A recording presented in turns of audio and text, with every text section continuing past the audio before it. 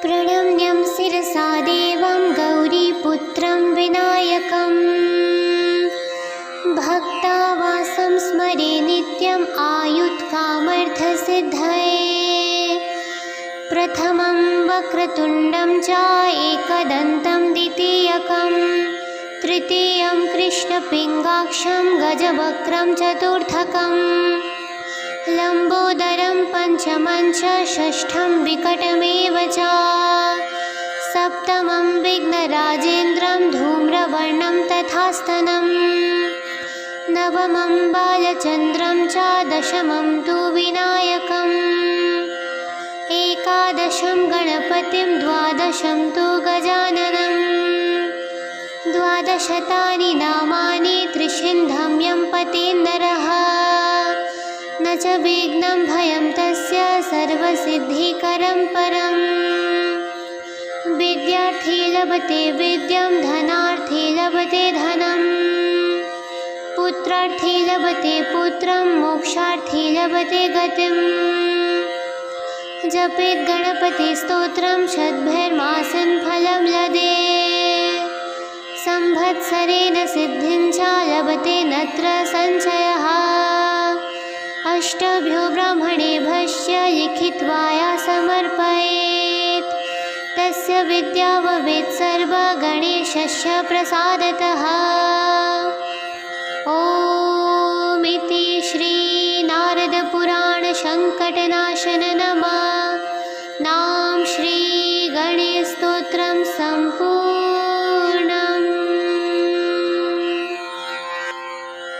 प्रणम्यं शिरसा देवं गौरीपुत्रं विनायकम् भक्तावासं स्मरे नित्यम् आयुत्कामर्थसिद्धये। प्रथमं वक्रतुण्डं च एकदन्तं द्वितीयकं तृतीयं कृष्णपिङ्गाक्षं गजवक्त्रं चतुर्थकं लम्बोदरं पञ्चमं च षष्ठं विकटमेव च सप्तमं विघ्नराजेन्द्रं धूम्रवर्णं तथास्तनं नवमं बालचन्द्रं च दशमं तु विनायकम्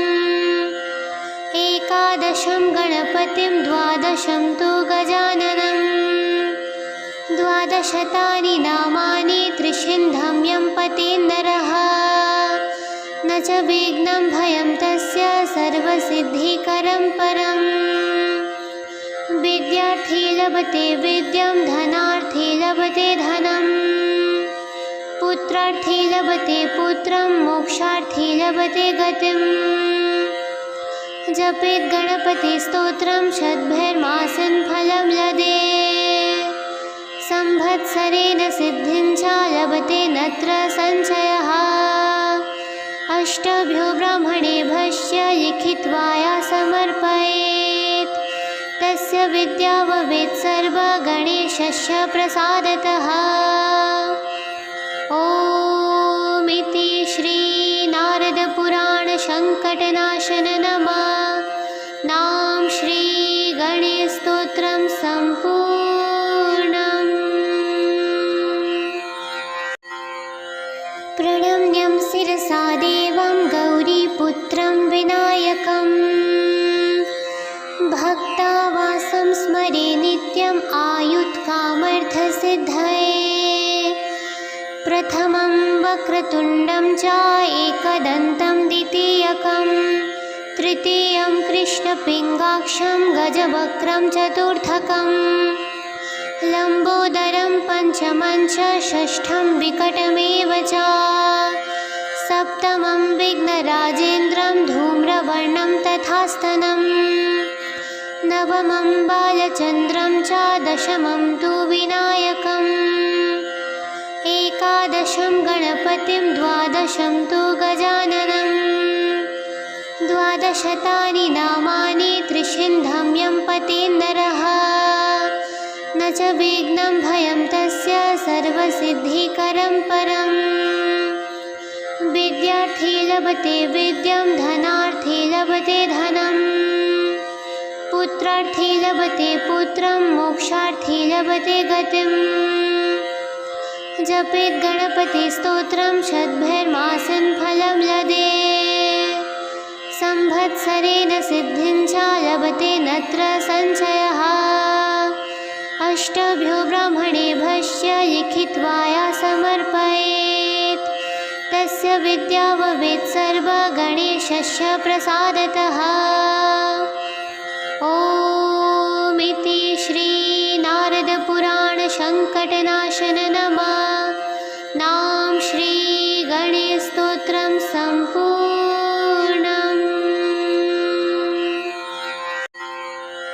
प्रणम्यं शिरसा देवं गौरीपुत्रं विनायकम् भक्तावासं स्मरे नित्यम् आयुत्कामर्थसिद्धये प्रथमं वक्रतुण्डं च एकदन्तं द्वितीयकं तृतीयं कृष्णपिङ्गाक्षं गजवक्त्रं चतुर्थकं लम्बोदरं पञ्चमं च षष्ठं विकटमेव च सप्तमं विघ्नराजेन्द्रं धूम्रवर्णं तथास्तनं नवमं बालचन्द्रं च दशमं तु विनायकम् एकादशं गणपतिं द्वादशं तु गजाननं द्वादशतानि नामानि त्रिशिन्धं यं पतेन् नरः न च विघ्नं भयं तस्य सर्वसिद्धिकरं परम् विद्यार्थी लभते विद्यां धनार्थी लभते धनं पुत्रार्थी लभते पुत्रं मोक्षार्थी लभते गतिम् जपेत् गणपतिस्तोत्रं शतभिर्मासं फलं लदे संवत्सरेण सिद्धिं च लभते नत्र संशयः अष्टभ्यो ब्राह्मणेभ्यश्च लिखित्वा या समर्पयेत् तस्य विद्या भवेत् सर्वगणेशस्य प्रसादतः। ॐ इति श्री नारद पुराण संकटनाशन नमः नाम श्री गणेश स्तोत्रम संपूर्णम्।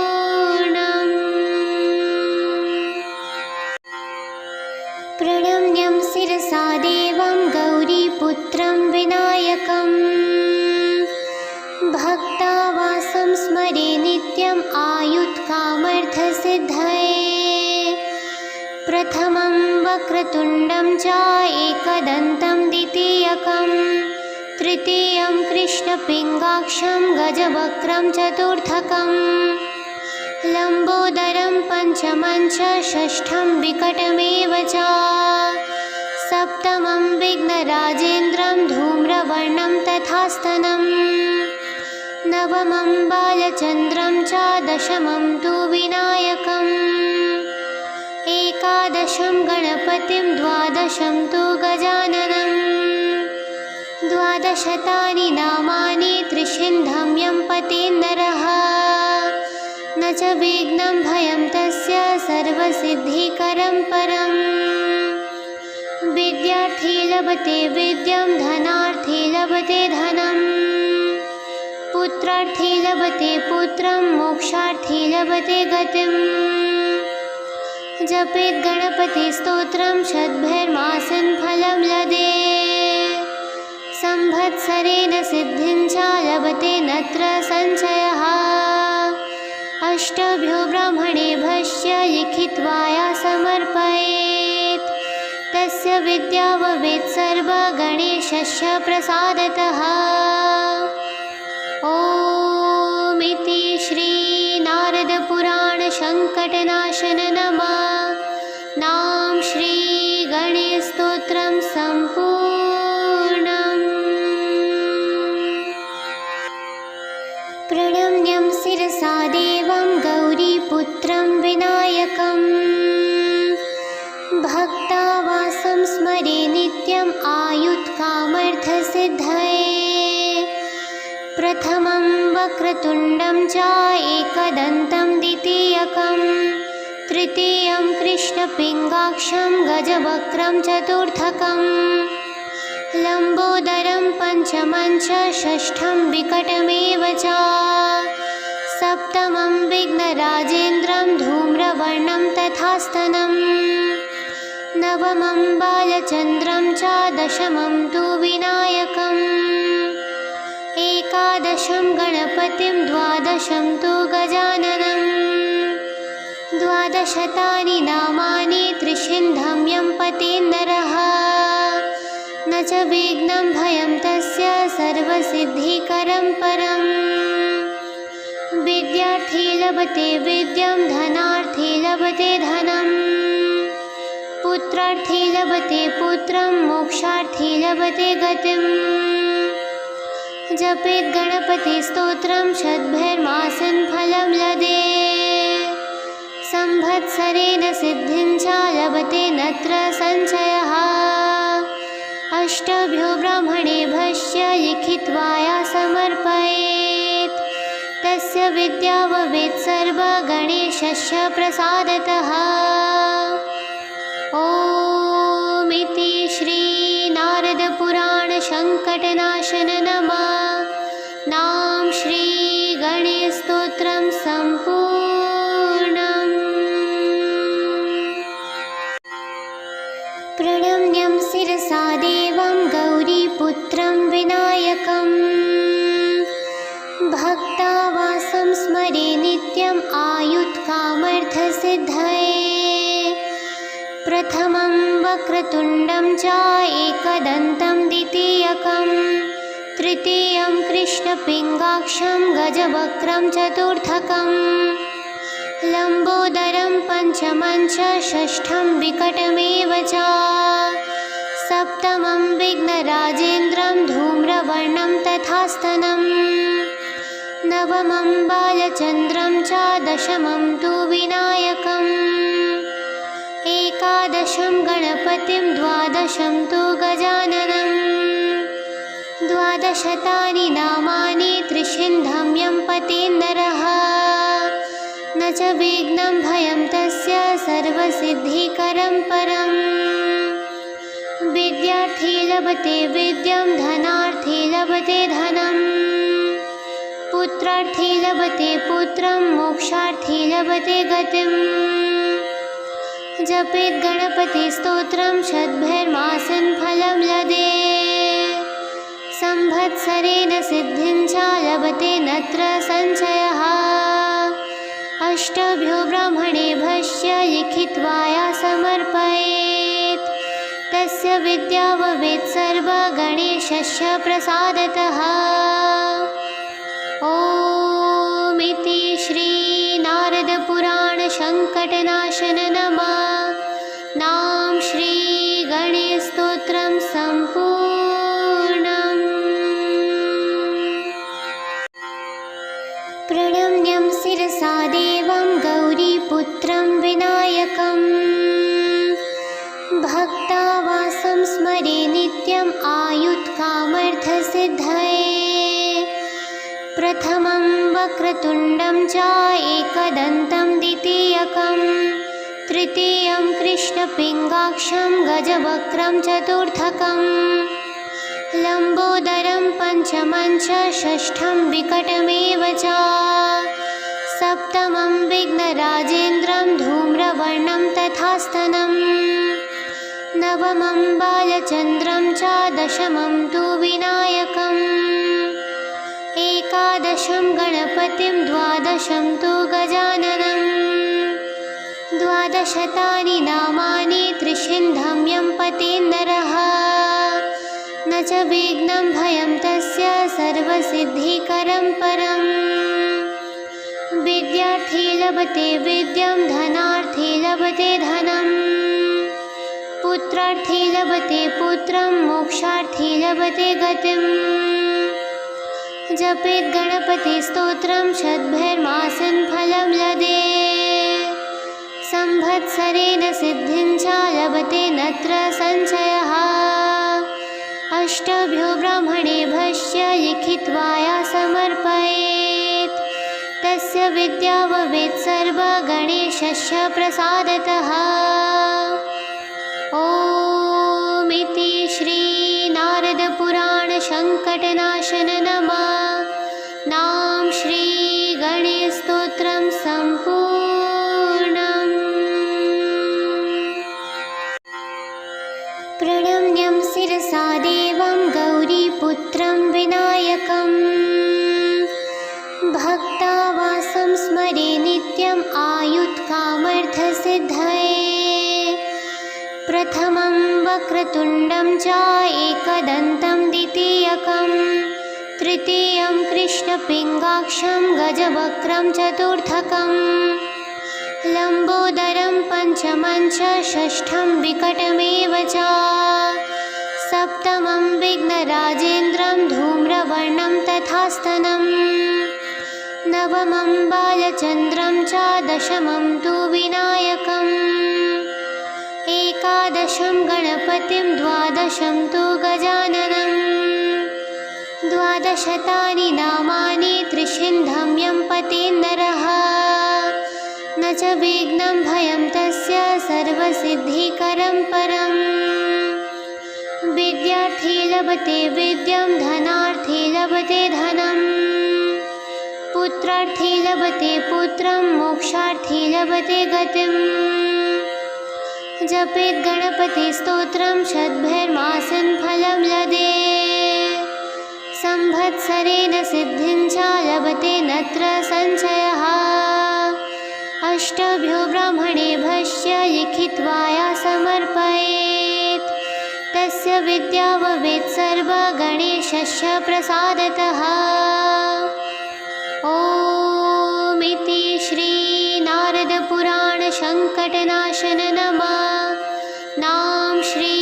गणेश स्तोत्रम संपूर्णम्। प्रणम्यं शिरसा देवं गौरीपुत्रं विनायकम्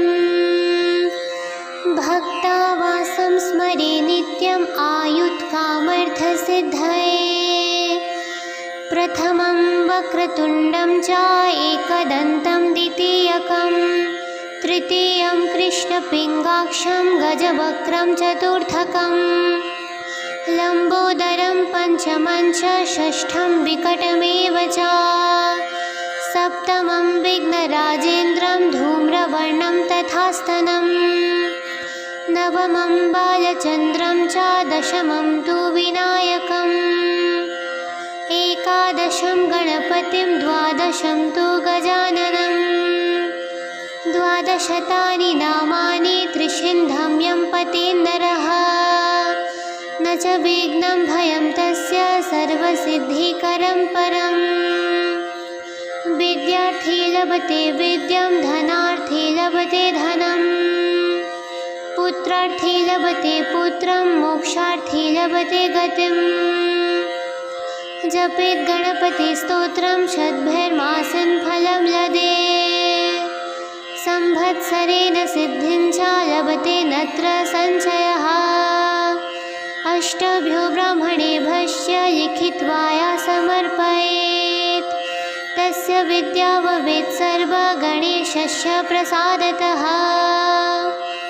ॐ इति श्री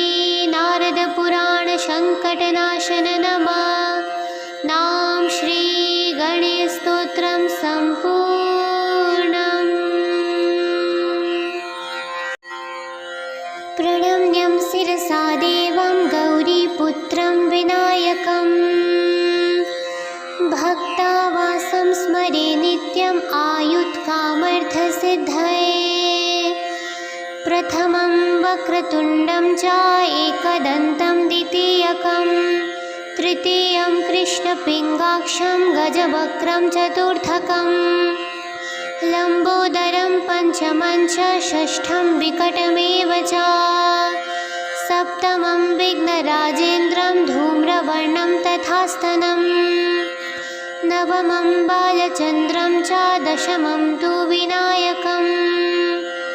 एकादशं गणपतिं द्वादशं तु गजाननं द्वादशतानि नामानि त्रिशिन्धं यं पतेन्नरः न च विघ्नं भयं तस्य सर्वसिद्धिकरं परम् विद्यार्थी लभते विद्यां धनार्थी लभते धनं पुत्रार्थी लभते पुत्रं मोक्षार्थी लभते गतिम् जपेत् गणपतिस्तोत्रं शतभिर्मासं फलं लदे संवत्सरेण सिद्धिं च लभते नत्र संशयः अष्टभ्यो ब्राह्मणेभ्यश्च लिखित्वा या समर्पयेत् तस्य विद्या भवेत् सर्वगणेशस्य प्रसादतः। ॐ इति श्री नारद पुराण संकटनाशन नमः नाम श्री गणेश स्तोत्रम संपूर्णम्। प्रणम्यं शिरसा देवं गौरीपुत्रं विनायकम् भक्तावासं स्मरे नित्यम् आयुत्कामर्थसिद्धये प्रथमं वक्रतुण्डं च एकदन्तं द्वितीयकं तृतीयं कृष्णपिङ्गाक्षं गजवक्त्रं चतुर्थकं लम्बोदरं पञ्चमं च षष्ठं विकटमेव च सप्तमं विघ्नराजेन्द्रं धूम्रवर्णं तथास्तनं नवमं बालचन्द्रं च दशमं तु विनायकम् एकादशं गणपतिं द्वादशं तु गजाननं द्वादशतानि नामानि त्रिशिन्धं यं पतेन् नरः न च विघ्नं भयं तस्य सर्वसिद्धिकरं परम् विद्यार्थी लभते विद्यां धनार्थी लभते धनम् पुत्रार्थी लभते पुत्रं मोक्षार्थी लभते गतिम्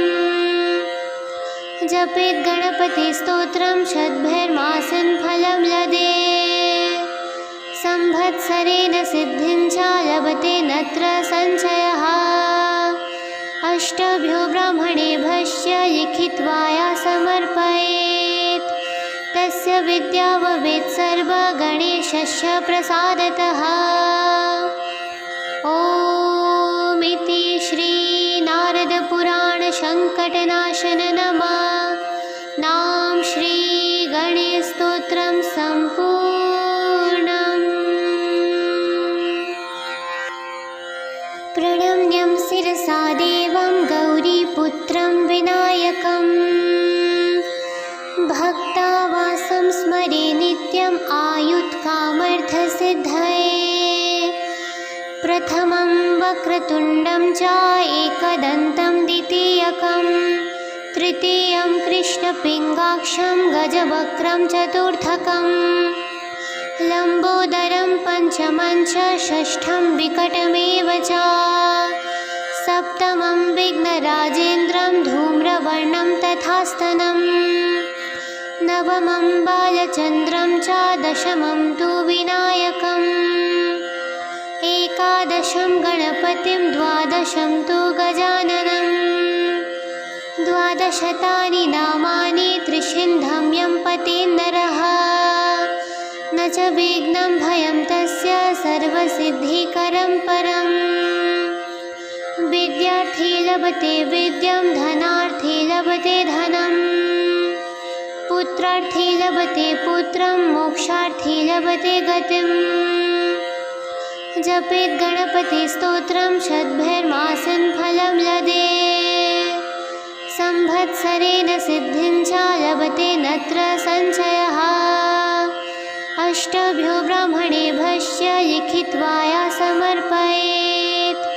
तस्य विद्या भवेत् सर्वगणेशस्य प्रसादतः।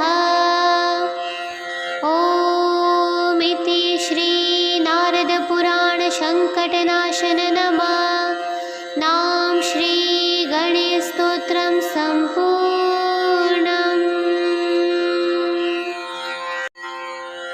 प्रणम्यं शिरसा देवं गौरीपुत्रं विनायकम् भक्तावासं स्मरे नित्यम् आयुत्कामर्थसिद्धये प्रथमं वक्रतुण्डं च एकदन्तं द्वितीयकं तृतीयं कृष्णपिङ्गाक्षं गजवक्त्रं चतुर्थकं लम्बोदरं पञ्चमं च षष्ठं विकटमेव च सप्तमं सप्तमं विघ्नराजेन्द्रं धूम्रवर्णं तथा स्तनम् नवमं बालचन्द्रं च दशमं तु विनायकम् एकादशं गणपतिं द्वादशं तु गजाननम् द्वादशतानि नामानि त्रिशिन्धं यं पतेन्नरः न च विघ्नं भयं तस्य सर्वसिद्धिकरं परम् विद्यार्थी लभते विद्यां धनार्थी लभते धनम् पुत्रार्थी लभते पुत्रं मोक्षार्थी लभते गतिम् जपेत् गणपतिस्तोत्रं शतभिर्मासं फलं लदे संवत्सरेण सिद्धिं च लभते नत्र संशयः अष्टभ्यो ब्राह्मणेभ्यश्च लिखित्वा या समर्पयेत् तस्य विद्या भवेत् सर्वगणेशस्य प्रसादतः। ॐ इति श्री नारद पुराण संकटनाशन नमः नाम श्री गणेश स्तोत्रम संपूर्णम्। प्रणम्यं शिरसा देवं गौरीपुत्रं विनायकम् भक्तावासं स्मरे नित्यम् आयुत्कामर्थसिद्धये प्रथमं वक्रतुण्डं च एकदन्तं द्वितीयकं तृतीयं कृष्णपिङ्गाक्षं गजवक्त्रं चतुर्थकं लम्बोदरं पञ्चमं च षष्ठं विकटमेव च सप्तमं विघ्नराजेन्द्रं धूम्रवर्णं तथा स्तनम् नवमं बालचन्द्रं च दशमं तु विनायकम् एकादशं गणपतिं द्वादशं तु गजाननम् द्वादशतानि नामानि त्रिशिन्धं यं पतेन्नरः न च विघ्नं भयं तस्य सर्वसिद्धिकरं परम् विद्यार्थी लभते विद्यां धनार्थी लभते धनम् पुत्रार्थी लभते पुत्रं मोक्षार्थी लभते गतिम् जपेत् गणपतिस्तोत्रं शतभिर्मासं फलं लदे संवत्सरेण सिद्धिं च लभते नत्र संशयः अष्टभ्यो ब्राह्मणेभ्यश्च लिखित्वा या समर्पयेत् तस्य विद्या भवेत् सर्वगणेशस्य प्रसादतः। ॐ इति श्री नारद पुराण संकटनाशन नमः नाम श्री गणेश स्तोत्रम संपूर्णम्। प्रणम्यं शिरसा देवं गौरीपुत्रं विनायकम् भक्तावासं स्मरे नित्यम् आयुत्कामर्थसिद्धये प्रथमं वक्रतुण्डं च एकदन्तं द्वितीयकं तृतीयं कृष्णपिङ्गाक्षं गजवक्त्रं चतुर्थकं लम्बोदरं पञ्चमं च षष्ठं विकटमेव च सप्तमं विघ्नराजेन्द्रं धूम्रवर्णं तथा स्तनम्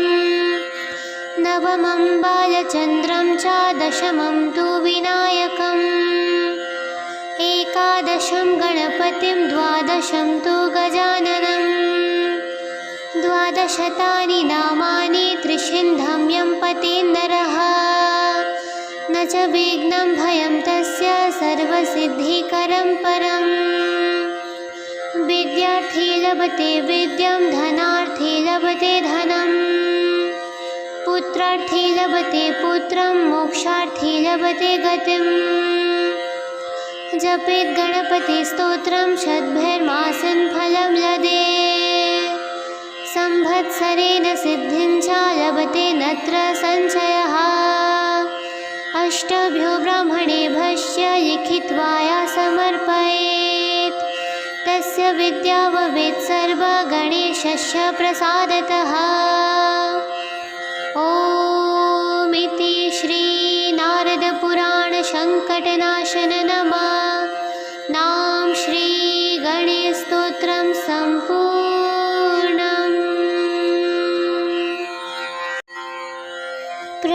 प्रणम्यं शिरसा देवं गौरीपुत्रं विनायकम् भक्तावासं स्मरे नित्यम् आयुत्कामर्थसिद्धये प्रथमं वक्रतुण्डं च एकदन्तं द्वितीयकं तृतीयं कृष्णपिङ्गाक्षं गजवक्त्रं चतुर्थकम् लम्बोदरं पञ्चमं च षष्ठं विकटमेव च सप्तमं विघ्नराजेन्द्रं धूम्रवर्णं तथास्तनम् नवमं बालचन्द्रं च दशमं तु विनायकम् एकादशं गणपतिं द्वादशं तु गजाननम् द्वादशतानि नामानि त्रिशिन्धं यं पतेन्नरः न च विघ्नं भयं तस्य सर्वसिद्धिकरं परम् विद्यार्थी लभते विद्यां धनार्थी लभते धनम् पुत्रार्थी लभते पुत्रं मोक्षार्थी लभते गतिम् जपेत् गणपतिस्तोत्रं शतभिर्मासं फलं लदे संवत्सरेण सिद्धिं च लभते नत्र संशयः अष्टभ्यो ब्राह्मणेभ्यश्च लिखित्वा या समर्पयेत् तस्य विद्या भवेत् सर्वगणेशस्य प्रसादतः। ॐ इति श्री नारदपुराणसङ्कटनाशन नमः नाम श्री गणेशस्तोत्रं सम्पूर्णम्। प्रणम्यं शिरसा देवं गौरीपुत्रं विनायकम् भक्तावासं स्मरे नित्यम् आयुत्कामर्थसिद्धये प्रथमं वक्रतुण्डं च एकदन्तं द्वितीयकं तृतीयं कृष्णपिङ्गाक्षं गजवक्त्रं चतुर्थकम् लम्बोदरं पञ्चमं च षष्ठं विकटमेव च सप्तमं विघ्नराजेन्द्रं धूम्रवर्णं तथास्तनम् नवमं बालचन्द्रं च दशमं तु विनायकम् एकादशं गणपतिं द्वादशं तु गजाननम् द्वादशतानि नामानि त्रिशिन्धं यं पतेन्नरः न च विघ्नं भयं तस्य सर्वसिद्धिकरं परम् विद्यार्थी लभते विद्यां धनार्थी लभते धनम् पुत्रार्थी लभते पुत्रं मोक्षार्थी लभते गतिम् जपेत् गणपतिस्तोत्रं शतभिर्मासं फलं लदे संवत्सरेण सिद्धिं च लभते नत्र संशयः अष्टभ्यो ब्राह्मणेभ्यश्च लिखित्वा या समर्पयेत् तस्य विद्या भवेत् सर्वगणेशस्य प्रसादतः। ॐ इति श्री नारदपुराणसङ्कटनाशन नमः नाम श्री गणेशस्तोत्रं सम्पूर्णम्। प्रणम्यं शिरसा देवं गौरीपुत्रं विनायकम् भक्तावासं स्मरे नित्यम् आयुत्कामर्थसिद्धये प्रथमं वक्रतुण्डं च एकदन्तं द्वितीयकं तृतीयं कृष्णपिङ्गाक्षं गजवक्त्रं चतुर्थकम् लम्बोदरं पञ्चमं च षष्ठं विकटमेव च सप्तमं विघ्नराजेन्द्रं धूम्रवर्णं तथास्तनम् नवमं बालचन्द्रं च दशमं तु विनायकम् एकादशं गणपतिं द्वादशं तु गजाननम् द्वादशतानि नामानि त्रिशिन्धं यं पतेन्नरः न च विघ्नं भयं तस्य सर्वसिद्धिकरं परम् विद्यार्थी लभते विद्यां धनार्थी लभते धनम् पुत्रार्थी लभते पुत्रं मोक्षार्थी लभते गतिम् जपेत् गणपतिस्तोत्रं शतभिर्मासं फलं लदे संवत्सरेण सिद्धिं च लभते नत्र संशयः अष्टभ्यो ब्राह्मणेभ्यश्च लिखित्वा या समर्पयेत् तस्य विद्या भवेत् सर्वगणेशस्य प्रसादतः। ओमिति श्री नारद पुराण संकटनाशन नमः नाम श्री गणेश स्तोत्रम संपूर्णम्। प्रणम्यं शिरसा देवं गौरीपुत्रं विनायकम् भक्तावासं स्मरे नित्यम् आयुत्कामर्थसिद्धये प्रथमं वक्रतुण्डं च एकदन्तं द्वितीयकं तृतीयं कृष्णपिङ्गाक्षं गजवक्त्रं चतुर्थकं लम्बोदरं पञ्चमं च षष्ठं विकटमेव च सप्तमं विघ्नराजेन्द्रं धूम्रवर्णं तथास्तनं नवमं बालचन्द्रं च दशमं तु विनायकम् एकादशं गणपतिं द्वादशं तु गजाननं द्वादशतानि नामानि त्रिशिन्धं यं पतेन्नरः न च विघ्नं भयं तस्य सर्वसिद्धिकरं परम् विद्यार्थी लभते विद्यां धनार्थी लभते धनं पुत्रार्थी लभते पुत्रं मोक्षार्थी लभते गतिम् जपेत् गणपतिस्तोत्रं शतभिर्मासं फलं लदे संवत्सरेण सिद्धिं च लभते नत्र संशयः अष्टभ्यो ब्राह्मणेभ्यश्च लिखित्वा या समर्पयेत् तस्य विद्या भवेत् सर्वगणेशस्य प्रसादतः। ओमिति श्री नारद पुराण संकटनाशन नमः नाम श्री गणेश स्तोत्रम संपूर्णम्।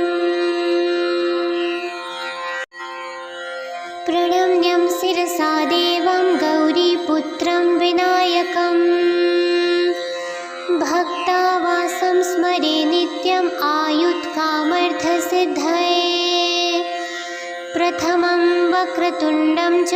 एकदन्तं द्वितीयकं तृतीयं कृष्णपिङ्गाक्षं गजवक्त्रं चतुर्थकं लम्बोदरं पञ्चमं च षष्ठं विकटमेव च सप्तमं विघ्नराजेन्द्रं धूम्रवर्णं तथास्तनं नवमं बालचन्द्रं च दशमं तु विनायकम् एकादशं गणपतिं द्वादशं तु गजाननं द्वादशतानि नामानि त्रिशिन्धं यं पतेन्नरः न च विघ्नं भयं तस्य सर्वसिद्धिकरं परम् विद्यार्थी लभते विद्यां धनार्थी लभते धनं पुत्रार्थी लभते पुत्रं मोक्षार्थी लभते गतिम् जपेत् गणपतिस्तोत्रं शतभिर्मासं फलं लदे संवत्सरेण सिद्धिं च लभते नत्र संशयः अष्टभ्यो ब्राह्मणेभ्यश्च लिखित्वा या समर्पयेत् तस्य विद्या भवेत् सर्वगणेशस्य प्रसादतः। ओमिति श्री नारद पुराण संकटनाशन नमः नाम श्री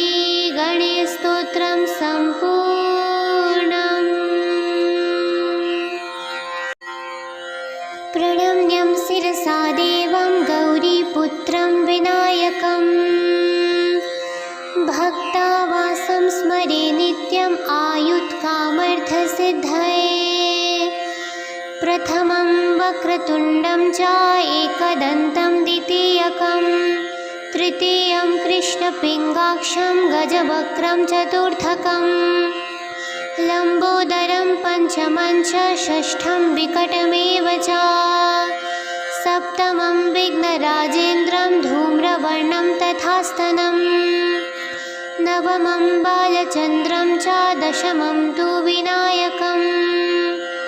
एकादशं गणपतिं द्वादशं तु गजाननम् द्वादशतानि नामानि त्रिशिन्धं यं पतेन्नरः न च विघ्नं भयं तस्य सर्वसिद्धिकरं परम् विद्यार्थी लभते विद्यां धनार्थी लभते धनम् पुत्रार्थी लभते पुत्रं मोक्षार्थी लभते गतिम् जपेत् गणपतिस्तोत्रं शतभिर्मासं फलं लदे संवत्सरेण सिद्धिं च लभते नत्र संशयः अष्टभ्यो ब्राह्मणेभ्यश्च लिखित्वा या समर्पयेत् तस्य विद्या भवेत् सर्वगणेशस्य प्रसादतः ओमिति श्री नारद पुराण संकटनाशन नमः नाम श्री गणेश स्तोत्रम संपूर्णम् प्रणम्यं शिरसा देवं गौरीपुत्रं विनायकम् भक्तावासं स्मरे नित्यम् आयुत्कामर्थसिद्धये प्रथमं वक्रतुण्डं च एकदन्तं द्वितीयकं तृतीयं कृष्णपिङ्गाक्षं गजवक्त्रं चतुर्थकं लम्बोदरं पञ्चमं च षष्ठं विकटमेव च सप्तमं विघ्नराजेन्द्रं धूम्रवर्णं तथास्तनं नवमं बालचन्द्रं च दशमं तु विनायकम् एकादशं गणपतिं द्वादशं तु गजाननम् द्वादशतानि नामानि त्रिशिन्धं यं पतेन्नरः न च विघ्नं भयं तस्य सर्वसिद्धिकरं परम् विद्यार्थी लभते विद्यां धनार्थी लभते धनम् पुत्रार्थी लभते पुत्रं मोक्षार्थी लभते गतिम् जपेत् गणपतिस्तोत्रं शतभिर्मासं फलं लदे संवत्सरेण सिद्धिं च लभते नत्र संशयः अष्टभ्यो ब्राह्मणेभ्यश्च लिखित्वा या समर्पयेत् तस्य विद्या भवेत् सर्वगणेशस्य प्रसादतः ओमिति श्री नारद पुराण संकटनाशन नमः नाम श्री गणेश स्तोत्रम संपूर्णम् प्रणम्यं शिरसा देवं गौरीपुत्रं विनायकम् भक्तावासं स्मरे नित्यम् आयुत्कामर्थसिद्धये प्रथमं वक्रतुण्डं च एकदन्तं द्वितीयकं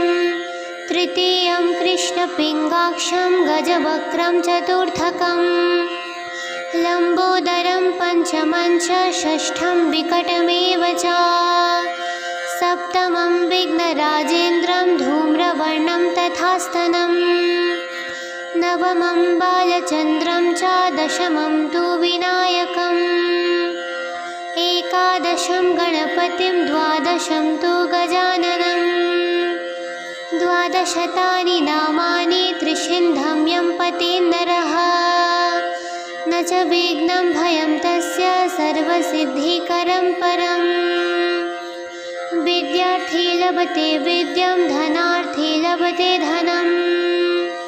पुत्रार्थी लभते पुत्रं मोक्षार्थी लभते गतिम्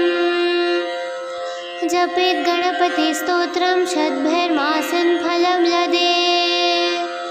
संवत्सरेण सिद्धिं च लभते नत्र संशयः अष्टभ्यो ब्राह्मणेभ्यश्च लिखित्वा या समर्पयेत् तस्य विद्या भवेत् सर्वगणेशस्य प्रसादतः ओमिति श्री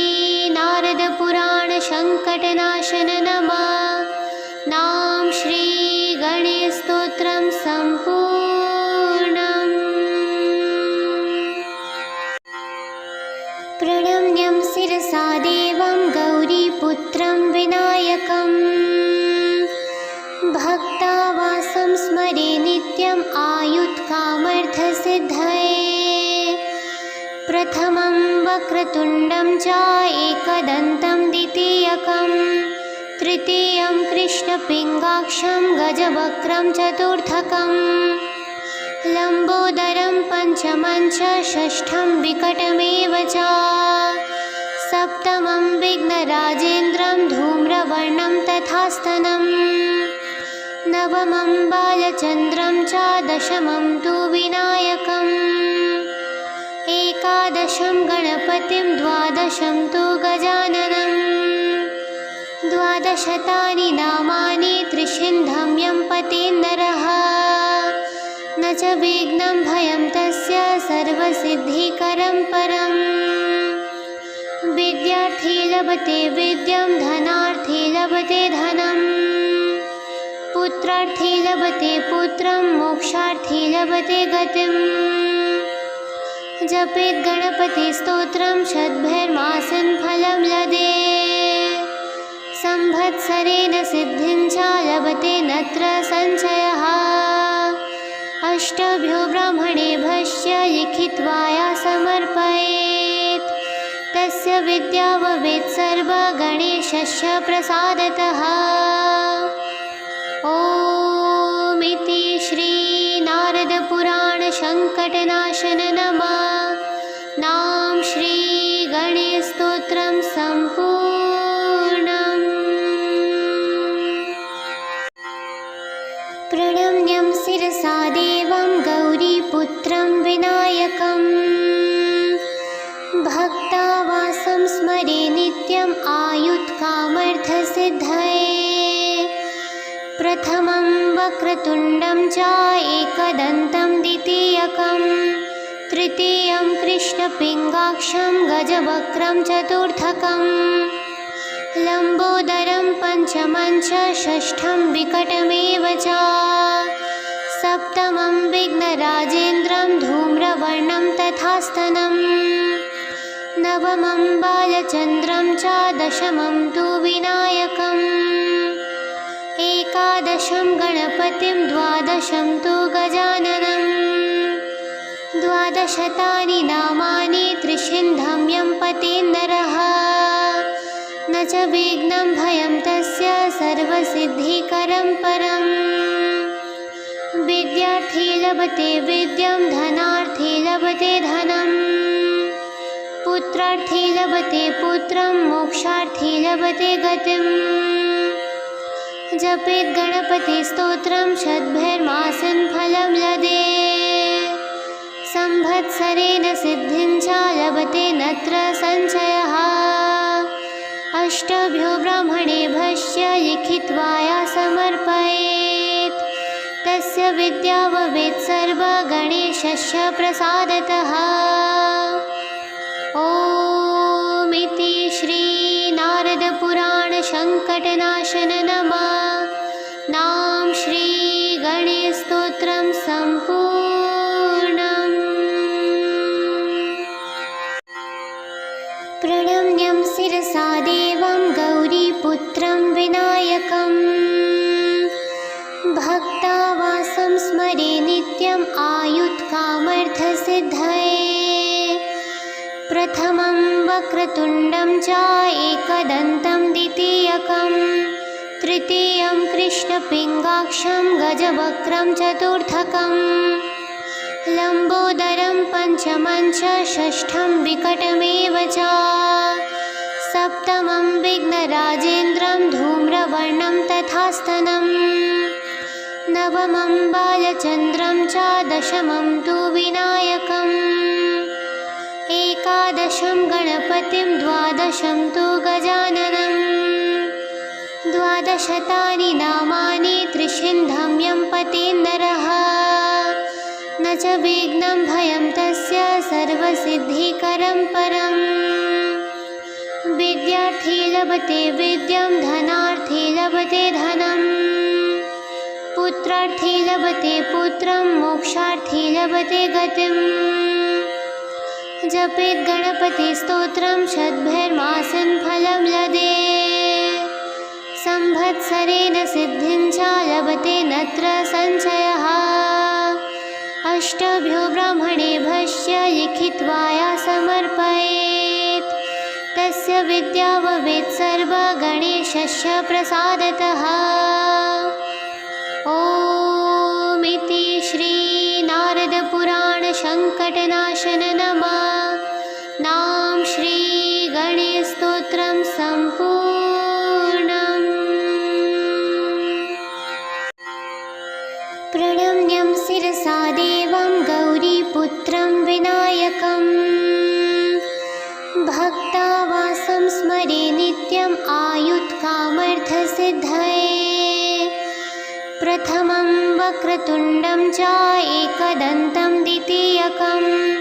तृतीयं कृष्णपिङ्गाक्षं गजवक्त्रं चतुर्थकं लम्बोदरं पञ्चमं च षष्ठं विकटमेव च सप्तमं विघ्नराजेन्द्रं धूम्रवर्णं तथास्तनं नवमं बालचन्द्रं च दशमं तु विनायकम् एकादशं गणपतिं द्वादशं तु गजाननं द्वादशतानि नामानि त्रिशिन्धं यं पतेन्नरः न च विघ्नं भयं तस्य सर्वसिद्धिकरं परम् विद्यार्थी लभते विद्यां धनार्थी लभते धनं पुत्रार्थी लभते पुत्रं मोक्षार्थी लभते गतिम् जपेत् गणपतिस्तोत्रं शतभिर्मासं फलं लदे संवत्सरेण सिद्धिं च लभते नत्र संशयः अष्टभ्यो ब्राह्मणेभ्यश्च लिखित्वा या समर्पयेत् तस्य विद्या भवेत् सर्वगणेशस्य प्रसादतः। ॐ इति श्री नारद पुराण संकटनाशन नमः नाम श्री गणेश स्तोत्रम संपूर्णम्। प्रणम्यं शिरसा देवं गौरीपुत्रं विनायकं भक्तावासं स्मरे नित्यम् आयुत्कामर्थसिद्धये प्रथमं वक्रतुण्डं च एकदन्तं द्वितीयकं तृतीयं कृष्णपिङ्गाक्षं गजवक्त्रं चतुर्थकं लम्बोदरं पञ्चमं च षष्ठं विकटमेव च सप्तमं विघ्नराजेन्द्रं धूम्रवर्णं तथास्तनं नवमं बालचन्द्रं च दशमं तु विनायकम् एकादशं गणपतिं द्वादशं तु गजाननं द्वादशतानि नामानि त्रिशिन्धं यं पतेन्नरः न च विघ्नं भयं तस्य सर्वसिद्धिकरं परम् विद्यार्थी लभते विद्यां धनार्थी लभते धनं पुत्रार्थी लभते पुत्रं मोक्षार्थी लभते गतिम् जपेत् गणपतिस्तोत्रं शतभिर्मासं फलं लदे संवत्सरेण सिद्धिं च लभते नत्र संशयः अष्टभ्यो ब्राह्मणेभ्यश्च लिखित्वा या समर्पयेत् तस्य विद्या भवेत् सर्वगणेशस्य प्रसादतः। ॐ इति श्री नारद पुराण संकटनाशन नमः नाम श्री गणेश स्तोत्रम संपूर्णम्। प्रणम्यं शिरसा देवं गौरीपुत्रं विनायकं भक्तावासं स्मरे नित्यम् आयुत्कामर्थसिद्धये प्रथमं वक्रतुण्डं च एकदन्तं द्वितीयकं तृतीयं कृष्णपिङ्गाक्षं गजवक्त्रं चतुर्थकं लम्बोदरं पञ्चमं च षष्ठं विकटमेव च सप्तमं विघ्नराजेन्द्रं धूम्रवर्णं तथास्तनम् नवमं बालचन्द्रं च दशमं तु विनायकम् एकादशं गणपतिं द्वादशं तु गजाननम् द्वादशतानि नामानि त्रिशिन्धं यं पतेन्नरः न च विघ्नं भयं तस्य सर्वसिद्धिकरं परम् विद्यार्थी लभते विद्यां धनार्थी लभते धनम् पुत्रार्थी लभते पुत्रं मोक्षार्थी लभते गतिम् जपेत् गणपतिस्तोत्रं शतभिर्मासेन फलं लभेत् संवत्सरेण सिद्धिं च लभते नत्र संशयः अष्टभ्यो ब्राह्मणेभ्यश्च लिखित्वा या समर्पयेत् तस्य विद्या भवेत् सर्वगणेशस्य प्रसादतः। ॐ इति श्री नारद पुराण संकटनाशन नमः नाम श्री गणेश स्तोत्रम संपूर्णम्। प्रणम्यं शिरसा देवं गौरीपुत्रं विनायकम् भक्तावासं स्मरे नित्यम् आयुत्कामर्थसिद्धये प्रथमं वक्रतुण्डं च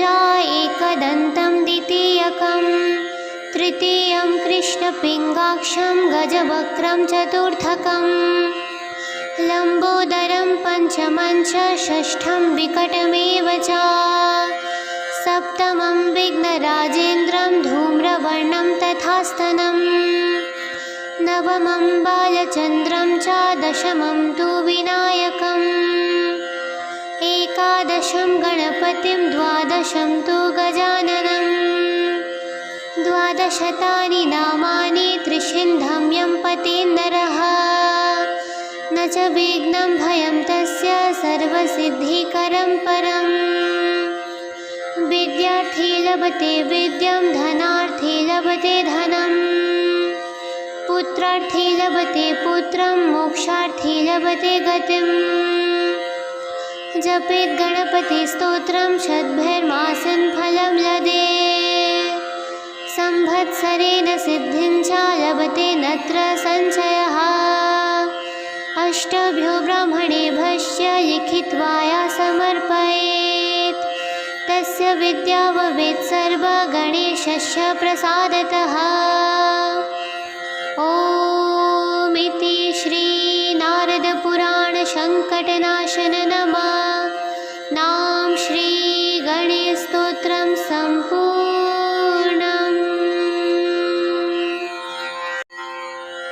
प्रणम्यं शिरसा देवं गौरीपुत्रं विनायकम्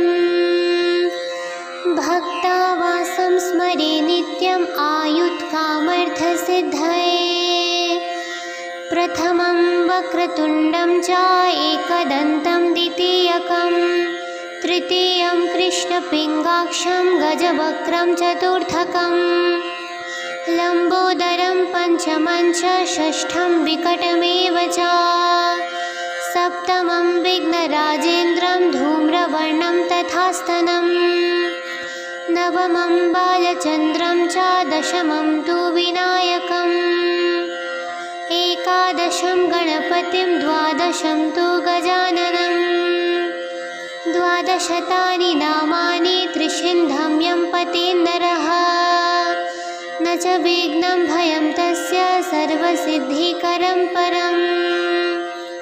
विद्यार्थी लभते विद्यां धनार्थी लभते धनम् पुत्रार्थी लभते पुत्रं मोक्षार्थी लभते गतिम् जपेत् गणपतिस्तोत्रं शतभिर्मासेन फलं लभेत् संवत्सरेण सिद्धिं च लभते नत्र संशयः अष्टभ्यो ब्राह्मणेभ्यश्च लिखित्वा या समर्पयेत् तस्य विद्या भवेत् सर्वगणेशस्य प्रसादतः। ॐ इति श्री नारद पुराण संकटनाशन नमः नाम श्री गणेश स्तोत्रम सम्पूर्णम्